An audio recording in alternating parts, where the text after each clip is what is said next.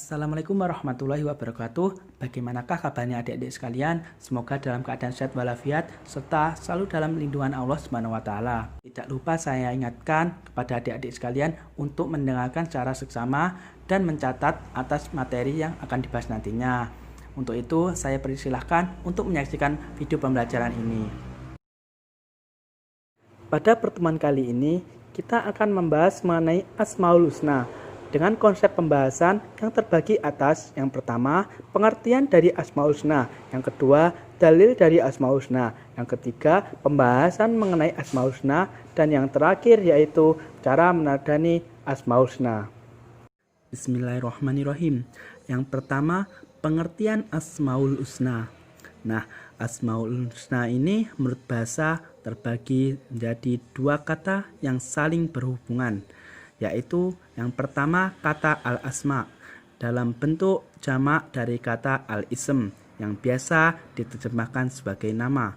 Kata tersebut berasal dari kata asumu yang berarti ketinggian atau juga asimah yang berarti tanda. Nah, memang nama merupakan tanda bagi sesuatu sekaligus harus dijunjung tinggi. Sedangkan kata yang kedua yaitu al-husna adalah bentuk muannas dari kata ahsan yang berarti terbaik. Nah, maka dari itu Asmaul Husna menurut istilah ialah nama-nama Allah Subhanahu wa taala yang terbaik dan yang hanya dimiliki oleh Allah Subhanahu wa taala, serta tercantum dari sifat-sifat yang dimiliki oleh Allah Subhanahu wa taala sebagai bukti keagungannya. Yang kedua, kita akan membahas mengenai dalil dari Asmaul Husna. Untuk dalil yang pertama mengenai Asmaul Husna tercantum dalam Al-Quran, khususnya Quran Surat Al-A'raf ayat 180. Ayat tersebut berbunyi, mari kita membaca bersama-sama. Bismillahirrahmanirrahim. Walillahil asma'ul husna fad'uhu biha wadarul ladina yulakhiduna fi asma'ih sayujzauna ma kanu ya'malun. Shadaqallahul adzim. Yang artinya seperti yang kita ketahui bahwasanya dan Allah Subhanahu wa taala memiliki Asmaul Husna, maka bermohonlah kepadanya dengan menyebut nama-namanya yang naik itu dan tinggalkanlah orang-orang yang menyimpang dalam menyebut nama-namanya. Nanti mereka akan mendapat balasan terhadap apa yang mereka kerjakan. Quran Surat Al-A'raf ayat 180. Kemudian untuk dalil yang kedua yang tercantum di dalam hadis khususnya yang diriwayatkan oleh Abu Hurairah radhiyallahu anhu bahwa sesungguhnya Rasulullah SAW bersabda, yang dapat saya bacakan, Bismillahirrahmanirrahim. An Abi Hurairah radhiyallahu an anna Rasulullah sallallahu alaihi wasallam qala inna lillahi tis'atan wa tis'ina ismahiyatan illa wahidan man ahsoha dakhalal jannah.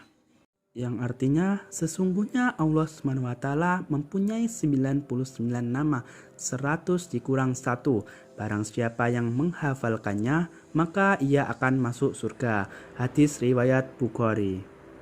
Hadis tersebut dimaksudkan kepada kita ketika kita melakukan sesuatu hal untuk selalu memperhitungkannya, khususnya dalam kehidupan kita sehari-hari.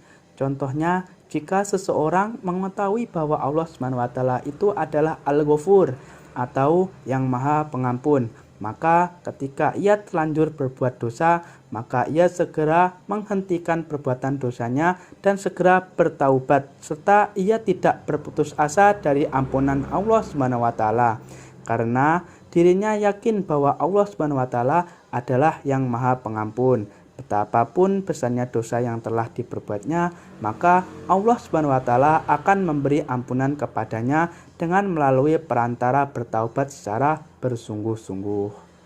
Lanjut untuk pembahasan yang ketiga, yaitu menyangkut pembahasan 7 Asmaul Husna yang akan kita bahas, yang terdiri dari Al-Karim, Al-Mu'min, Al-Wakil, Al-Matin, Al-Jami, Al-Adil, dan Al-Akhir. Yang pertama Al-Karim. atau bisa disebut dengan Maha Pemurah. Menurut bahasa, Al-Karim dapat diartikan sebagai Maha Mulia, Maha Dermawan, ataupun Maha Pemurah. Sedangkan menurut istilah Al-Karim dapat disebutkan bahwasanya Allah Subhanahu wa taala merupakan yang Maha Mulia lagi Maha Pemurah yang memberi anugerah atau rezeki kepada semua makhluk yang telah diciptakannya. Yang kedua, Al-Mukmin atau biasa disebut dengan Maha Pemberi Rasa Aman. Menurut bahasa, Al-Mukmin berasal dari kata Aminah yang artinya memberi ketenangan hati dan rasa aman.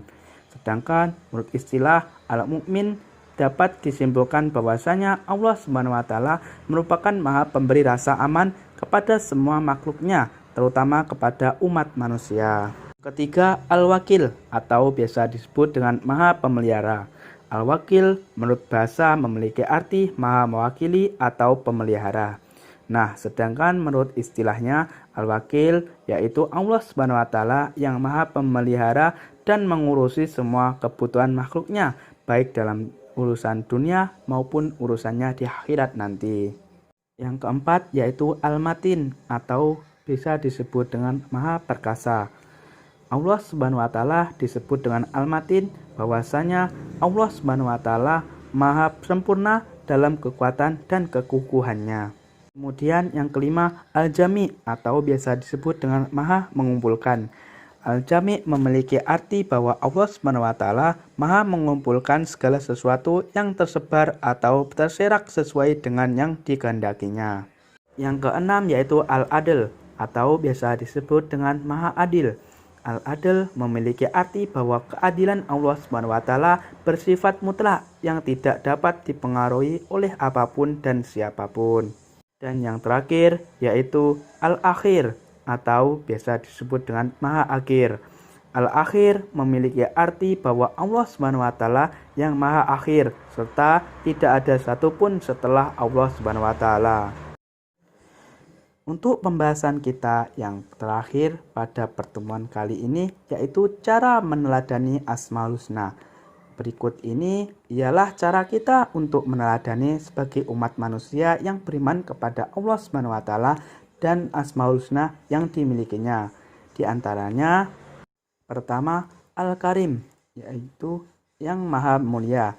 Cara kita untuk meneladaninya yang pertama berupaya menjadi orang yang dermawan. Yang kedua, menanamkan sifat mulia dalam diri kita sehingga kita menjadi mukmin dengan akhlak terpuji. Yang ketiga, menumbuhkan rasa cinta pada diri kita terhadap orang lain secara tulus. Dan yang terakhir, menumbuhkan sifat suka memuliakan orang lain. Yang kedua yaitu Al-Mukmin atau yang Maha Pemberi Rasa Aman. Cara kita untuk meneladaninya yaitu yang pertama memberi rasa aman kepada orang lain agar menjadi orang yang terpercaya. Kedua, memiliki kepedulian untuk menolong orang lain. Yang ketiga, membina kehidupan yang tenang dengan tidak membuat onar. Yang keempat, menyelamatkan orang-orang yang membutuhkan keselamatan saat bencana atau kecelakaan. Yang terakhir, meminta perlindungan kepada Allah Subhanahu wa taala. Ketiga, Al-Wakil atau yang Maha Pemelihara. Cara kita untuk meneladaninya yaitu yang pertama melakukan segala sesuatu dengan sungguh-sungguh dengan mengharap ridha Allah Subhanahu wa taala. Yang kedua, menjalankan amanat yang diberikan pada kita dengan sungguh-sungguh. Yang ketiga, menghindari kemalasan dan menumbuhkan sifat kerja keras, ulet dan tekun. 4. Memasrahkan semuanya kepada Allah Subhanahu wa taala setelah berdoa dan berusaha. Dan yang terakhir, menanamkan tanggung jawab yang tinggi terhadap tugas kita. Keempat, yaitu Al-Matin atau yang Maha Perkasa. Cara kita untuk meneladaninya yang pertama, menerapkan sikap disiplin dalam kehidupan sehari-hari. Yang kedua, beribadah dengan kesungguhan hati, tidak tergoyahkan oleh bisikan setan. Yang ketiga, terus berusaha dan tidak putus asa dalam menghadapi cobaan. Yang keempat, tidak menggantungkan kebutuhan kepada selain Allah Subhanahu wa taala.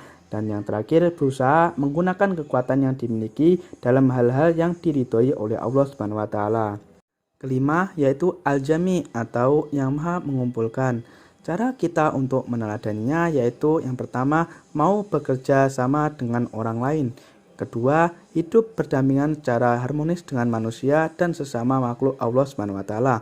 Yang ketiga, menjaga pergaulan yang baik. Yang keempat, memperbanyak silaturahmi. Dan yang terakhir, tidak berbuat sombong terhadap makhluk Allah SWT di dunia ini. Keenam, al-adl, yaitu maha adil.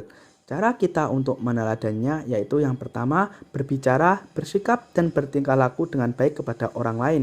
Yang kedua, tidak membeda-bedakan teman dalam pergaulan. Yang ketiga, saat diberi tugas untuk membagi sesuatu, harus membaginya secara adil agar tidak menimbulkan rasa iri dan dengki antar pihak. Dan yang terakhir, tidak mementingkan suatu kelompok atau golongan, tapi berusaha ada di tengah-tengahnya.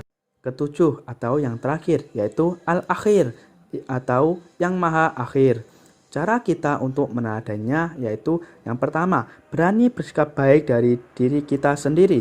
Yang kedua, tidak sombong di hadapan Allah SWT dan manusia yang lain. Tiga, berusaha menangguhkan sesuatu yang kurang bermanfaat. Yang keempat, berupaya melakukan amal ibadah hingga ajal menjemput. Yang kelima, tidak menunda-nunda tugas dan kewajiban. Yang keenam, menghindari perbuatan maksiat. Serta yang terakhir yaitu berusaha untuk meningkatkan ketakwaan dan amal soleh. Itu tadi merupakan beberapa pembahasan mengenai Asmaul Husna. Semoga bermanfaat dan diharapkan kita dapat mengimplementasikan dalam kehidupan sehari-hari demi mendapatkan ridho dan berkah dari Allah SWT. Untuk itu, saya pamit undur diri dan tidak lupa untuk meminta maaf sebesar-besarnya atas segala kesalahan dalam hal ucapan dan kesalahan dalam hal penjelasan yang banyak kekurangannya ini. Saya harap kalian bisa memakluminya.